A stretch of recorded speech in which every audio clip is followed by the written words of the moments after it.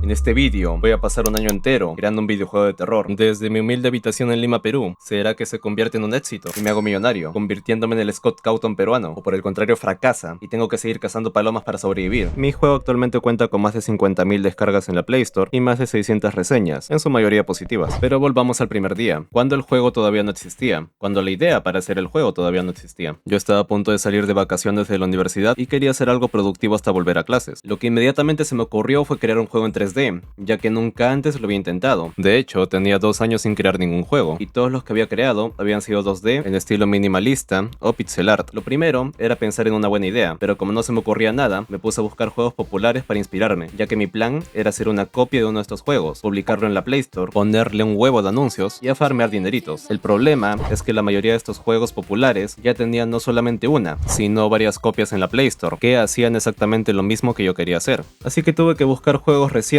que no fueran tan conocidos, pero que tuvieran el potencial de volverse populares. Y así es como encontré a Rotland of Pipes. En este juego controlas a un trabajador que tiene que entrar y arrastrarse por tuberías claustrofóbicas para llegar a ciertos puntos específicos de las tuberías y usar su escáner en esas ubicaciones. Una vez terminas de escanear todas las ubicaciones, tienes que irte por el mismo lugar que entraste, pero ¿recordarás el camino de vuelta? Además, en tu recorrido te vas a encontrar con monstruos, cuyos ataques debes prevenir con rapidez, ya que si tardas en reaccionar, te matan al instante. Con la idea robada lista, empecé a hacer mi propio proyecto. El problema es que no recordaba ni pija de cómo hacer juegos. Llevaba 2 años sin crear uno, y solo tenía experiencia en 2D. Pero después de un par de semanas repasando la documentación de Unity y unos cuantos cursos, ya me sentía con confianza, así que empecé modelando el escenario. Solo tuve que modelar 5 piezas de tubería, y ya podía armar todo tipo de niveles con ellas. Ahora tocaba programar el movimiento del jugador. En el juego original, el jugador se mueve por casillas, y solo puedes girar en las intersecciones de las tuberías. No tienes control sobre la cámara, sino que para ver lo que está detrás tuyo, estás obligado a girar todo el cuerpo. En mi juego tenía la duda sobre si copiar estos controles o implementar los de un FPS tradicional, donde el movimiento de la cámara es libre. Pero al final lo que hice fue copiar el movimiento por casillas del juego original. Grave error, ya que uno de los más grandes problemas de mi juego actualmente son estos controles. Pero no nos adelantemos. Me daba demasiada flojera tener que modelar y programar el escáner, la radio y el mapa de Rotland of Pipes, así que simplemente eliminé todas esas mecánicas de mi juego y lo mantuve simple. Aquí la meta solo sería limpiar las tuberías de obstáculos y escapar del nivel para pasar al siguiente. Con el monstruo principal tampoco me partí mucho la cabeza, simplemente agarré un modelo humanoide gratuito, le reduje los polígonos, le puse una textura de piel, un ojo encima y listo. Una vez terminas de limpiar todos los obstáculos del nivel, el cíclope te va a perseguir incansablemente, y también lo hace si lo alumbras por mucho tiempo con la linterna. Después de 3 semanas haciendo mi juego, solo tenía 6 niveles, no se podía guardar partida, el menú se veía de la verga, y cuando el monstruo te mataba, ni siquiera había un jumpscare. Rápidamente perdí la motivación de hacer absolutamente nada más, y como el juego estaba incompleto, no me sentía con el derecho de cobrar nada por él. Terminé publicando el juego sin anuncios, ni compras integradas, ni ningún tipo de monetización, un 13 de enero de 2025, con el nombre de Horror Pipes. Como era de esperarse, el juego no recibió ninguna descarga en sus primeros días, pero para mi gran sorpresa, empezaron a llegar descargas orgánicamente.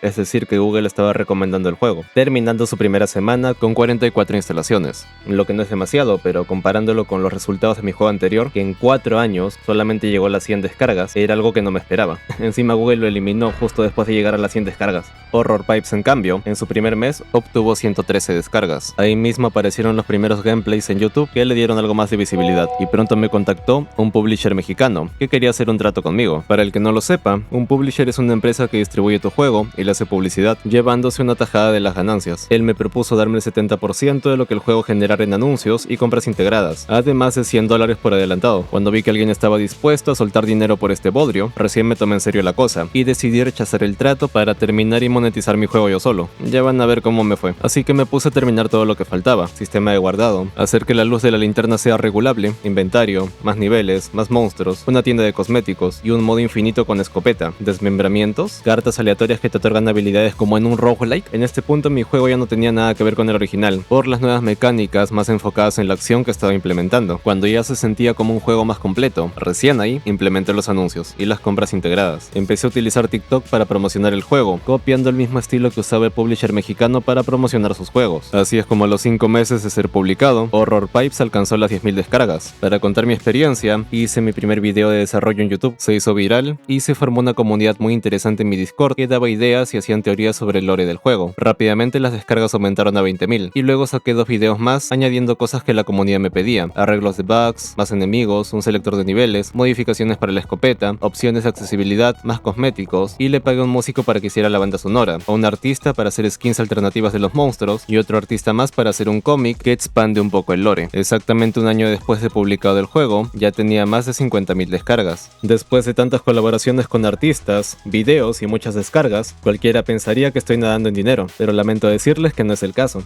¿Has visto mi fondo, bro? ¿Lo has visto? Ahora sí pasemos a hablar netamente de cuánto dinero ha dejado el juego. Voy a poner un contador en alguna parte para ir mes por mes viendo cuánto generó el juego en dicho mes. Y también vamos a analizar los motivos por los cuales creo yo que generó esa cantidad de dinero. Empecemos por mayo de 2025, cuando por fin implementó los anuncios y las compras integradas. Ese primer mes, el contador arrancó con unos humildes 13.49 soles. Nada mal para comenzar, ya que para cuando conseguí implementar los anuncios y las compras integradas, ya era más o menos quincena. Así que estos resultados en realidad son de las 2 últimas semanas de mayo. Pero al mes siguiente, en junio, saqué mi primer devlog en YouTube. El video se hizo viral, alcanzando casi 170.000 reproducciones. Mi cara y mi juego estaban en las pantallas de miles de personas. Yo me sentía en la cima del mundo, por supuesto. Y adivinen cuánto dinero generé en ese mes de mi gran salto a la fama. 0 soles. Nadie, de los miles que entraron a ver el video, quiso meter la tarjeta. Sumando los anuncios, junio cerró con apenas 17.91 soles. Obviamente este video no consiguió 170.000 vistas de un día para otro. Junio lo cerró con 40.000 vistas, pero el mes siguiente, en julio, el video pasó de 40.000 a 120.000. Así que, ¿qué cambios trajeron esas 80.000 vistas nuevas en los ingresos de julio? En julio logramos subir a 54.13 soles, y 13 soles con 80 fueron de las compras integradas. Ahora sí sacaron la tarjeta. Un día antes de que termine julio, hice mi segundo video de desarrollo, que obtuvo 50.000 vistas durante todo el mes de agosto. A pesar de ello, en agosto los ingresos cayeron hasta 43.79 soles. Para la actualización de septiembre, decidí meter la táctica más sucia y efectiva de la industria: loot boxes. Saqué mi tercer vídeo hablando de esa actualización y ese mes logramos mantenernos estables, generando 44.20 soles. Y en este punto pausé el desarrollo de Horror Pipes para estudiar Roblox Studio, ya que vi como juegos súper estúpidos estaban volviendo millonarios a sus creadores, y yo quería mi tajada del pastel. No me fue bien con eso, ni al juego que hice, ni a su video promocionándolo. Pero en esta pausa que me di para trabajar en mi juego de Roblox, ocurrió algo fascinante con Horror Pipes, y es que para octubre y noviembre mi canal estaba prácticamente muerto, ya que no subía nada de contenido, pero los ingresos se dispararon, ya que hice una pequeña maldad. Hasta ese momento el juego solamente tenía anuncios opcionales. Si querías monedas, veías un video, pero en octubre decidí que al jugador le iba a saltar un anuncio en la cara si moría cada X veces. Esto disparó las gráficas, cerrando el mes con un récord de 70.63 soles. El éxito se repitió en el mes siguiente, donde generamos 58.67 soles. Obviamente esto trae su parte negativa, y es que a nadie le gustan los anuncios intersticiales, así que en esos meses tuve más desinstalaciones que instalaciones, es decir, cayó la retención del juego. Sé que solamente había implementado los anuncios intersticiales como prueba, pero una vez que ya ha sido corrompido, es difícil volver atrás. Así que los dejé un par de meses más para ver qué pasaba. En diciembre, enero y febrero, el juego se estabilizó a la baja, dejándome entre 20 y 30 soles mensuales. Sí. Entonces, hagamos la gran suma final. Después de más de 14 meses de trabajo, estrés, actualizaciones y casi 60.000 descargas, de verdad ya estamos a nada, mis compras integradas me dejaron con 127.65 soles y mis anuncios recompensados y obligatorios generaron 275.05 soles. Un gran e imponente total de 402 soles con 70 céntimos, que son más o menos unos $100.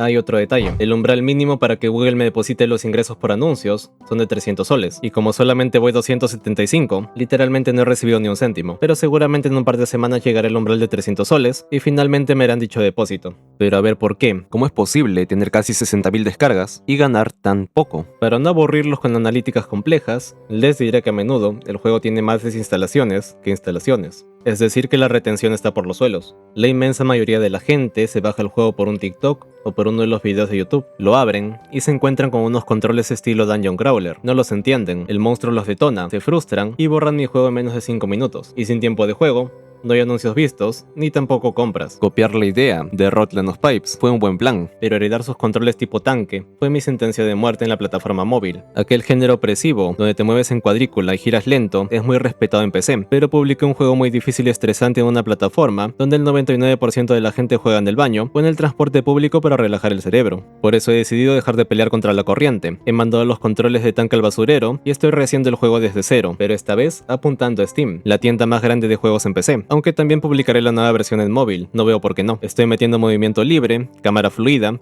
animaciones procedurales y gráficos que verdaderamente den miedo. La página de la nueva versión de Horror Pipes ya está en Steam. Aún me quedan varios meses de desarrollo, pero el mayor apoyo que me pueden dar, si valoran esta transparencia, es ir al enlace de la descripción y agregar el juego a su lista de deseados. Si tienen alguna idea para el remake, pueden unirse al Discord para hacérmelo saber. Muchas gracias a todos por jugar la versión original de Horror Pipes, suscríbanse para verme hacerme rico con este juego, y nos vemos en un próximo vídeo.